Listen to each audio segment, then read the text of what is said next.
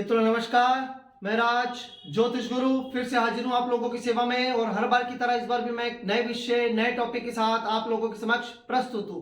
जैसा कि आपने देख लिया होगा स्क्रीन पर एक चार्ट बना हुआ है, इसमें फिलहाल तो कुछ नहीं लिखा और ऊपर है नाड़ी एस्ट्रोलॉजी। जी हाँ, आज का मेरा टॉपिक है वो भृगुनंदी नाड़ी एस्ट्रोलॉजी पर ही आधारित है। आज हम देखेंगे कि किस प्रकार एक प्लेनेट को देखकर हम किसी चार्ट के ऊपर बहुत सी बातों का पता लगा सकते हैं। जी हाँ, ओनली वन प्लेनेट। आप में से बहुत से लोग सोच रहे होंगे कि ये कैसे पॉसिबल है, सिर्फ एक ग्रह को देखकर आप बहुत सी बातों का कैसे पता लगा सकते हैं। जी हाँ, अभी हम देखेंगे कि किस प्रकार सिर्फ एक प्लेनेट से आप बहुत सी बातों का कैसे पता लगा सकते हैं। लेकिन वीडियो को आगे बढ़ाने से पहले मैं अपने सभी व्यूअर से एक रिक्वेस्ट करना चाहूंगा कि मैं ज्योतिष के रूल्स पर लेकर जो भी वीडियो बनाता हूं और अगर आप उन वीडियो को देखते हैं तो उन रूल्स को आप स्ट्रेट फॉरवर्ड अपनी कुंडली में तब तक अप्लाई ना करें जब तक कि आपको ज्योतिष की पूरी और बाकायदा जानकारी ना हो। क्योंकि अगर आप जानकारी के अभाव में सिर्फ एक रूल्स को ही आप अप्लाई कर देते हैं और तो हो सकता है कि आप इससे बहुत किसी समस्या में पड़ जाएं, किसी उलझन में आप फंस जाएं। क्योंकि बहुत से रूल्स जब हम किसी चार्ट को लेकर प्रेडिक्शन करते हैं तो बहुत से रूल्स को एक साथ देखते हैं, बहुत से प्लैनेट्स को हम एक साथ देखते हैं, उनकी दृष्टि, उनकी स्थिति, उनकी पोजीशन, बहुत सी चीजों को एक साथ कंसीडर किया जाता है, तब जाके हम किसी के बारे में प्रेडिक्शन कर सकते हैं। तो इसलिए कोई भी रूल्स मैं आपको बता रहा हूं तो उसे स्ट्रेट फॉरवर्ड अपनी कुंडली पे अप्लाई मत कीजिए। ये जो भी मैं आपके लिए वीडियो बना रहा हूं ये सिर्फ और सिर्फ लर्निंग पर्पस के हिसाब से है। जब तक जानकारी पूरी आप कलेक्ट ना कर ले, सिर्फ एक ही चीज को लेकर आप अपनी कुंडली में अप्लाई ना करें, लेकिन मेरे वीडियोस को देखकर आप उन रूल्स को सीख सकते हैं। जब जानकारी आपको पूरी मिल जाए, जब आपको लगे कि आपके अंदर वो हुनर पैदा हो चुका है कि आप किसी की भी कुंडली देखकर आसानी से प्रेडिक्शन कर सकते हैं, तभी ही किसी की कुंडली देखें या अपनी कुंडली देखें। उससे पहले कुंडली अगर आपने देखनी है, कोई रूल आपने अप्लाई करना है, तो आप गूगल पर पहले से मौजूद कुंडलियों पर ही उनको अप्लाई करके आप देखें। इससे आपको बहुत फायदा होगा, बहुत कुछ सीखने को मिलेगा। लेकिन अगर आप सीधा अपने ऊपर ही या घर के अपने ही किसी परिवार के सदस्य के ऊपर ही आधी अधूरी जानकारी के साथ कोई रूल अप्लाई कर देते हैं तो आप हो सकता है कि ये सब आपके लिए परेशानी का सबब बन जाए।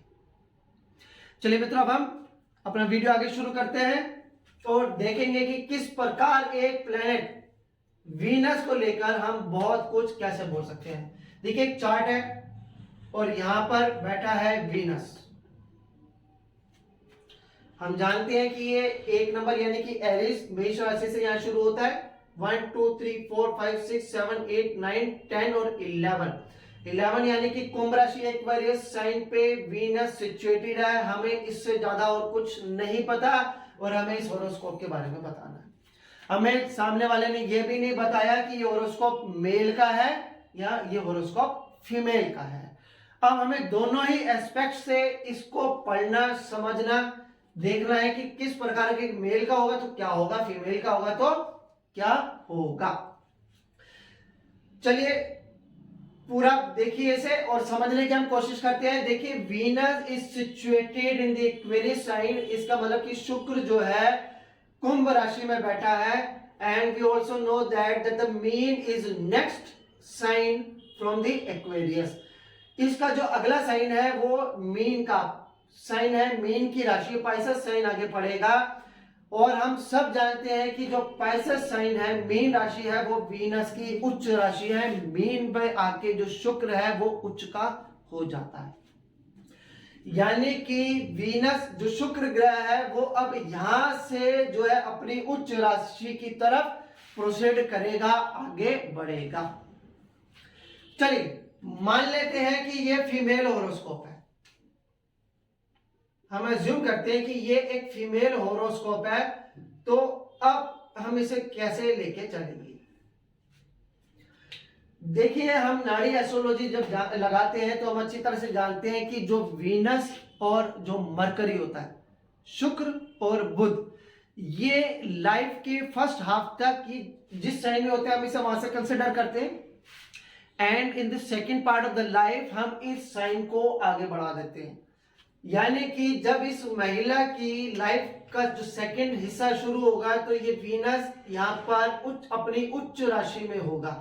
That is the exalted sign of the Venus.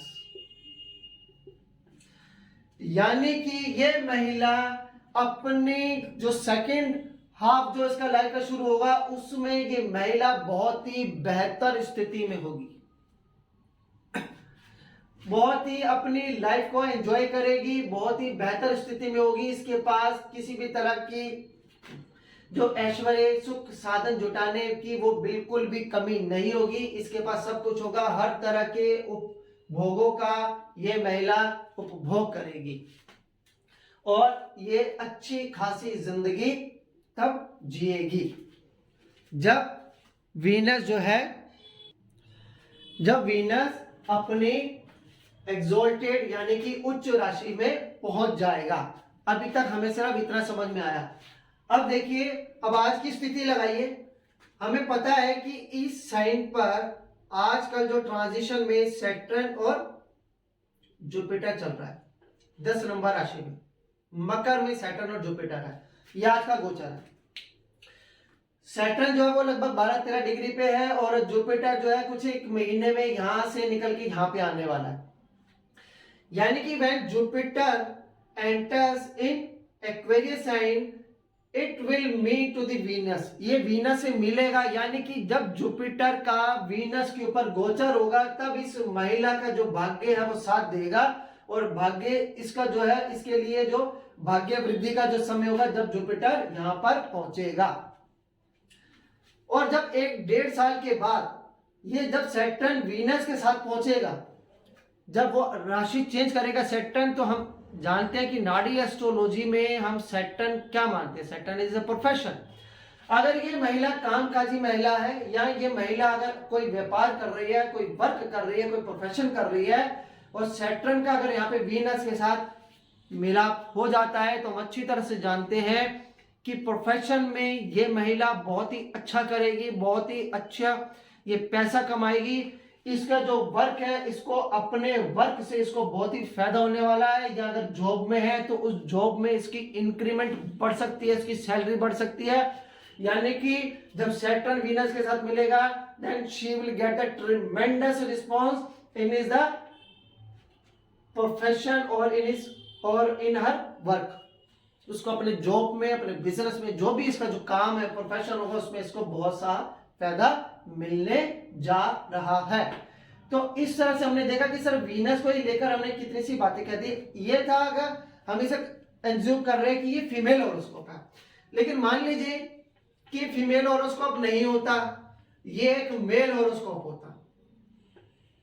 तो हम जानते हैं कि मेल हॉरोस्कोप जो होता है उसमें वीनस जो है मेल की वाइफ होती है। यानी कि इस जातक की जो पत्नी है वो जब सेकंड हाफ के बाद जब वीनस आगे बढ़ेगा तो इस जातक की जो पत्नी है उसको अपनी पत्नी से बहुत ही इसे लाभ मिलने वाला है। अगर आप देखें तो बहुत सी सुख सुविधा जब पत्नी को लाभ मिलेगा तो नेचुरली पति को भी मिलेगा। बहुत सी सुख साधन ये अपनी पत्नी के जरिए ये भी जुटाएगा। और अगर इसका सैटर्न यहाँ पे मिल जाता है तो आप ये कह सकते हैं कि he will get the ट्रेमेंडस response in his profession. ये भी अपने प्रोफेशन में इसे ट्रेमेंडस रिस्पॉन्स मिलेगा। थोड़ी सी मेहनत करेगा, थोड़ा सा काम करेगा, लेकिन बहुत ही अच्छा पैसा, बहुत ही अच्छा धन अपने काम से ये कमाएगा। तो इस तरह से आप देख सकते हैं कि किसी अगर एक प्लैनेट अगर आपके सामने है और आपको कह दिया जाए कि इसको समझना है, तो आप उसको समझने की कोशिश कीजिए कि वो किस साइन में बैठा है। और या अगर कोई एक आधा ग्रह है तो उसके पीछे कौन सा ग्रह है, उसके आगे कौन सा ग्रह है, या गोचर में कौन सा ग्रह उसके पास आने वाला है या निकल के गया है। जब कोई ग्रह निकल के जाएगा तो वो अपना बैड इफेक्ट देगा, जब कोई शुभ ग्रह निकल के जाएगा तो वो अपना शुभ रिजल्ट देगा, बुरा ग्रह बुरा रिजल्ट देगा। और अगर कोई आने वाला है तो उसी तरह से हम लगाएंगे कि इसको शुभ फल या अशुभ फल इसको मिलने वाले हैं। चलिए मित्रों, इस वीडियो को यहीं तक ही रखते हैं, यहीं पे विराम देते हैं। आप मुझे बताइएगा कि कैसे लगी आपको ये जानकारी, और अगली बार फिर एक नई जानकारी के साथ मैं आप लोगों के बीच में हाजिर हूंगा। तब तक के लिए मुझे आज्ञा दीजिए। जय माता दी।